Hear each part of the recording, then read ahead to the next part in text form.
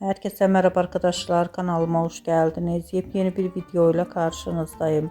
Arkadaşlar, bugünkü videomuzda başarılı ve karizmatik oyuncumuz Can Yaman'ın iş arkadaşı İlker Bilgi'den yepyeni görüntüler geldi.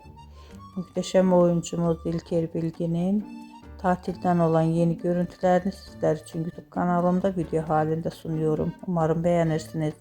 Arkadaşlar, videomu beğendiyseniz kanalımı izlemeyi ve bildirim butonuna basmayı unutmayın.